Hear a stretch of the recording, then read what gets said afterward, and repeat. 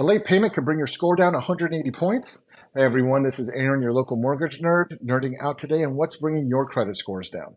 The first on this list of credit downers is a mistake. Well, actually, it's a reminder for you to check your report every year for mistakes.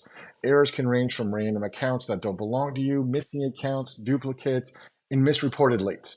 We know that 25% of all credit reports have at least one of these boo-boos. Next, and this is critical, do not close your paid off zero balance credit cards. Closing your credit cards will reduce the amount of total available credit to you, and it will make it appear that your balance ratios have suddenly increased. Your scores will take an immediate hit. So, those are a few of the toddlers. Let's make way for some of the big boys. Late payments. The most common and nuanced way to bring your scores down.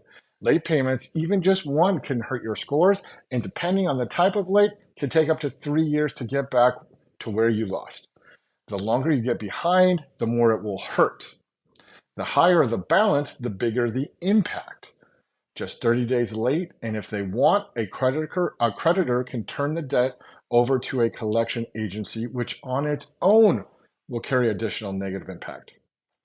Collections are no fun, and we all know that, but it's easier to deal with them than the next situation because after 100 days, 180 days of past dues, an account may become a charge-off.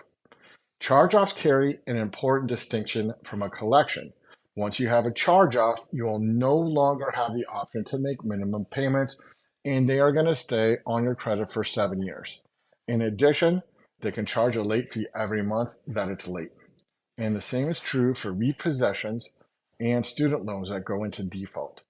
Additionally, debt settlements, which are usually negotiated charge-offs, along with foreclosures and bankruptcies, are all credit events that will negatively impact your scores. And with respect to each, you just don't start at a bankruptcy. You've been playing on that monopoly board for quite some time. And more often than not, we know that it's the result of some life event that's requiring you to make hard choices. Now, with all that we've reviewed so far, there are still a few things you need to keep an eye out for. Those are having high credit card balances and having a lot of hard inquiries. Trends are really popular these days, and in credit analytics, if you keep your balances high for a long time, paying them off in full won't just bring your scores down overnight.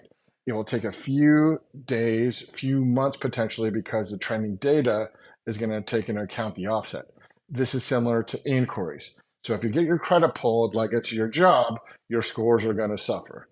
So finally, we get to these two biggies that used to be on this list that have made their way to retirement. Tax liens and judgments. Both are no longer on credit reports. Now, I'm not saying go out and get yourself some judgments, but if you do, they're not going to hurt your credit scores anymore. You will, though, have a hard time buying a home or refinancing, and you're going to need to take care of them before you're able to move forward. This is also true for people that have defaulted student loans and back child support on government loan programs. So there's a big list for you to think of the things bringing your scores down. Thanks for taking a look at this and nerding out with me. Talk to you soon.